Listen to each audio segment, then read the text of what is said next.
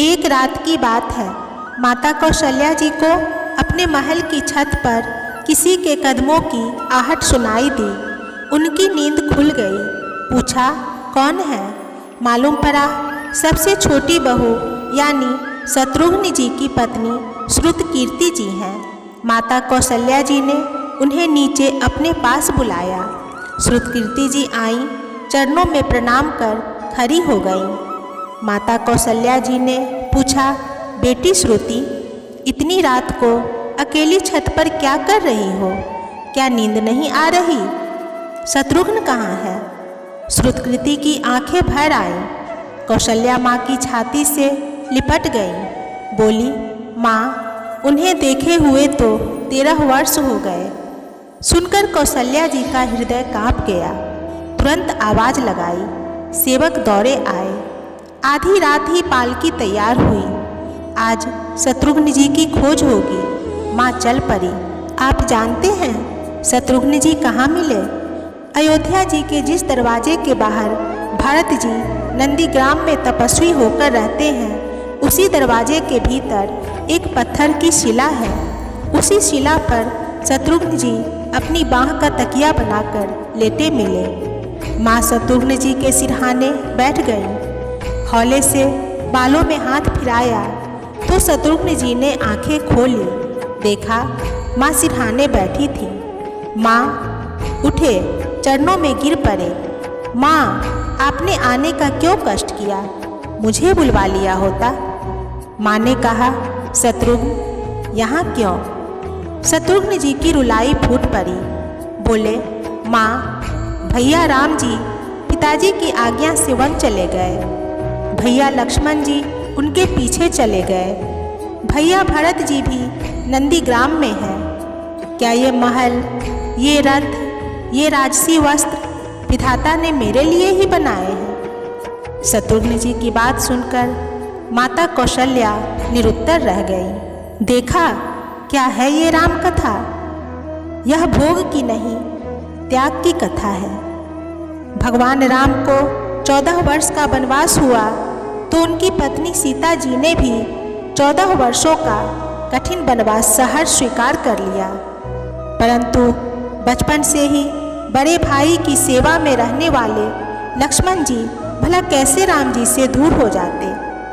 माता सुमित्रा से वन जाने की आज्ञा लेकर जब लक्ष्मण जी पत्नी उर्मिला के कक्ष की ओर बढ़ रहे थे तो सोच रहे थे कि माँ ने तो आज्ञा दे दी, परंतु उर्मिला को कैसे समझाऊंगा, क्या बोलूँगा उनसे? यही सोच विचार करके लक्ष्मण जी जैसे ही अपने कक्ष में पहुँचे तो देखा कि उर्मिला जी हाथों में आरती का थाल लेके खड़ी थी। उर्मिला जी बोली, स्वामी, आप मेरी चिंता छोड़ प्रभु श्री राम की सेवा में वन को जाओ। मैं आपको नहीं रोकूंगी। मेरे कारण आपकी सेवा में कोई रुकावट ना आए, इसीलिए साथ जाने की जिद भी नहीं करूंगी। जो बात कहने में लक्ष्मण जी को संकोच हो रहा था, उनके कुछ कहने से पहले ही उर्मिला जी ने उन्हें संकोच से बाहर निकाल दिया। वास्तव में यही पत्नी का धर्म है। कभी भी पति संकोच में पड़े, उससे पहले ही पत्नी उसके मन की बात को जानकर उसे संकोच से बाहर निकाल दे। लक्ष्मण जी प्रभु श्री राम के साथ वन में चले गए, परंतु 14 वर्षों तक पत्नी उर्मिला ने एक तपस्विनी की भांति कठोर तप किया। वहाँ वन में लक्ष्मण जी प्रभु श्री राम एवं माता सीता जी की सेवा में कभी सोए नहीं, परंतु उर्मिला ने भी अपने महलों के द्वार कभी बंद नहीं किए और सारी रात जाग जाग कर उस दीपक की लौ को बुझने नहीं दिया।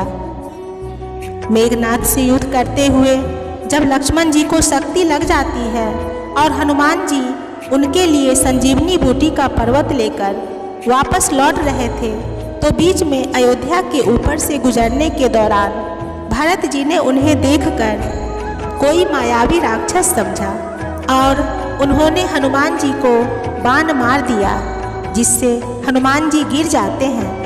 तब हनुमान जी सारा वृतांत सुनाते हैं कि सीता जी को रावण हर ले गया, लक्ष्मण जी युद्ध में मूर्छित हो गए हैं। यह सुनते ही कौशल्या जी कहती हैं कि राम को कहना कि लक्ष्मण के बिना अयोध्या में पैर भी मत रखना, राम वन में ही रहे। माता सुमित्रा कहती हैं कि राम से कहना कि कोई बात नहीं, अभी शत्रुघ्न है, मैं उसे भी भेज दूंगी। मेरे दोनों पुत्र राम की सेवा के लिए ही तो जन्मे हैं। माताओं का यह प्रेम देखकर हनुमान जी की आंखों से अश्रुधारा बह रही थी, परंतु जब उन्होंने उर्मिला जी को देखा तो सोचने लगे कि यह क्यों एकदम शांत और प्रसन्न खड़ी है। क्या इन्हें अपने पति के प्राणों की कोई चिंता नहीं? हनुमान जी पूछते हैं, देवी आपकी प्रसन्नता का कारण क्या है? आपके पति के प्राण संकट में है। सूर्य उदय होते ही उर्मिला जी ने जो उत्तर दिया सुनकर कोई भी प्राणी उनकी वंदना किए बिना नहीं रह पाएगा। उर्मिला बोली, मेरा दीपक संकट में नहीं है, वो बुझ ही नहीं सकता। रही बात सूर्योदय की, तो आप बेशक कुछ दिन अयोध्या में विश्राम कर लीजिए, क्योंकि आपके वहाँ पहुँचे बिना सूर्य उदित हो ही नहीं सकता। आपने कहा कि प्रभु श्री राम मेरे पति को अपनी गोद में लेकर बैठे हैं। जो योगेश्वर प्रभु श्री राम की गोदी में लेटा हो, काल उसे छू भी नहीं सकता। यह तो वो दोनों लीला मात्र कर रहे हैं। मेरे पति जब से वन गए हैं तब से सोए नहीं हैं। उन्होंने न सोने का प्रण लिया था, इसीलिए वे थोड़ी देर विश्राम कर रहे हैं, और जब भगवान की गोद मिल गई तो थोड़ा विश्राम ज़्यादा हो गया, वे उठ जाएंगे। और शक्ति मेरे पति को लगी ही नहीं, शक्ति तो प्रभु श्री राम जी को लगी है। मेरे पति की हर श्वास में राम है, हर धड़कन में राम है, उनके रोम रोम में राम है, उनके खून की बूंद में राम है। और जब उनके शरीर और आत्मा में सिर्फ राम है तो शक्ति राम जी को ही लगी, दर्द राम जी को हो रहा है। इसीलिए हनुमान जी आप निश्चिंत होके जाएं, आपके वहाँ पहुँचे बिना सूर्य उदित नहीं होगा। दोस्तों, यही तो है रामायण। जिस मनुष्य में प्रेम, त्याग और समर्पण की भावना हो, उस मनुष्य में राम ही बसते हैं। कभी समय मिले तो अपने रामायण को पढ़ने और समझने का प्रयास जरूर कीजिएगा। रामायण जीवन जीने की सबसे उत्तम शिक्षा देती है। चारों भाइयों का प्रेम और त्याग एक दूसरे के प्रति अद्भुत, अभिनव और अलौकिक है। जय श्री राम।